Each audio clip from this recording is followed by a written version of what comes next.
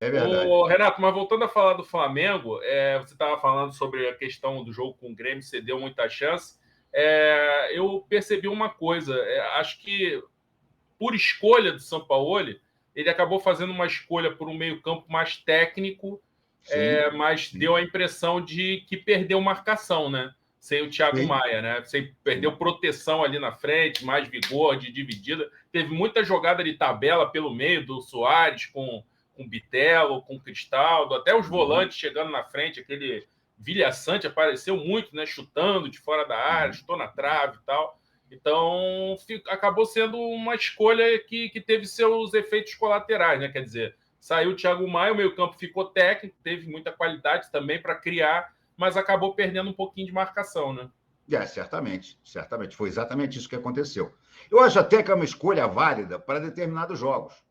Quando você, por exemplo, vai enfrentar, não era o caso do Grêmio, hein? Que o Grêmio jogou de igual para igual, mas você vai enfrentar um adversário menor, que você sabe que vai botar lá duas linhas de quatro, ou uma linha de cinco e mais três na frente, e um volante, enfim, aquelas retrancas que a gente conhece, que o Flamengo costuma ter dificuldade para furar, eu acho que vale a pena essa escalação, o Pulgar e o Gerson.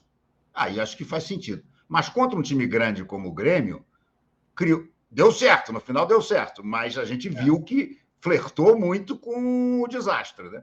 Flertou bastante com o desastre, porque o meio-campo ficou aberto. Eu acho que o Thiago Maia e o Pulgar são, nesse momento, pelo menos, a melhor dupla de zagueiros de volantes do elenco. Não sei se com a chegada do Alan, se o Alan vai poder, de repente, substituir o Thiago Maia. Não sei. Mas, por enquanto, para jogos grandes, para jogos em que você sabe que você vai ser atacado, eu acho que o ideal seria o Thiago Maia e o Pulgar. O Gerson pode fazer aquele segundo volante, mas a gente viu que, pelo menos até a chegada do Sampaoli, ele, como segundo volante, não estava conseguindo repetir as grandes atuações que teve em 2019 e início de 2020 com o Jorge Jesus, porque o esquema era completamente diferente. O Gerson podia ser segundo volante, porque o Flamengo jogava todo no campo do adversário. Então, o Gerson era um cara que jogava de volante meia, né? Porque o time estava sempre no campo do adversário. Isso, tirando aquele Fla-Flu, o André, eu ainda não vi o São Paulo fazer. Isso é uma coisa que o São Paulo diz que gosta de fazer.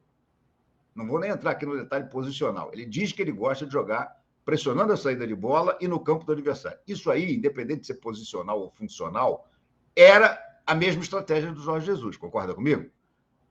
E é fundamental para você ter, por exemplo, um volante mais técnico, não tanto de marcação. Agora, se você joga eventualmente marcando a saída de bola do adversário, mas de uma maneira geral, você marca, eles chamam, né, linha baixa, linha média e linha alta, não é assim que chama agora? Às vezes eu tenho que me adaptar aqui para poder explicar para a garotada, né? Porque É o bloco, né? Bloco baixo, bloco isso, médio, bloco bloco, alto. obrigado, bloco alto. Se você joga no bloco médio, aí eu já não sei se o Gerson, como segundo volante, é uma boa opção. Entendeu? Mas é bom a gente ver essas opções, né? É bom, quer dizer, que o São Paulo é um cara que se notabiliza por não repetir escalação. Né? No Flamengo, ele não repetiu nenhuma vez.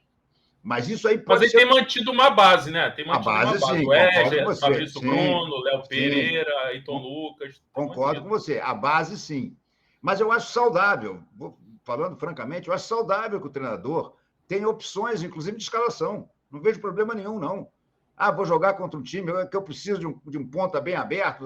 Vou começar com Cebolinha. Ah, não, agora eu vou jogar com um time que se fecha todo, eu preciso de tabelas pelo meio e tudo.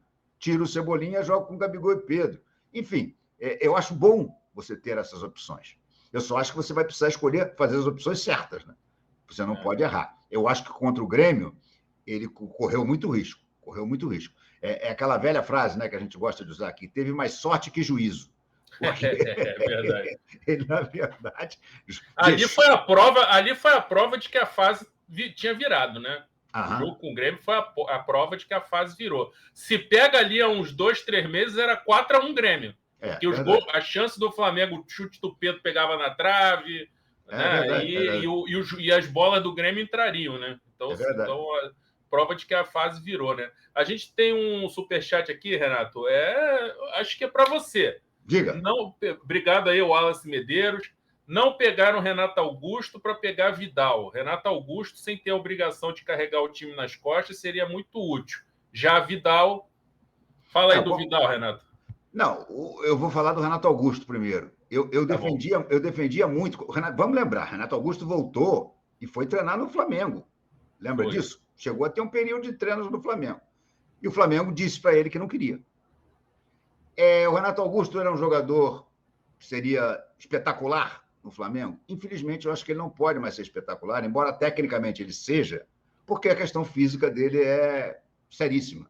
Ele é um jogador que sempre se machucou muito, mesmo quando jovem. Parecia até ter alguma coisa em cima dele, né? Porque era fratura de face, era aquelas contusões meio bizarras, né? Mas ele teve todas que você possa imaginar. Agora é um pouco diferente. Agora ele está realmente descendo a ladeira em termos físicos.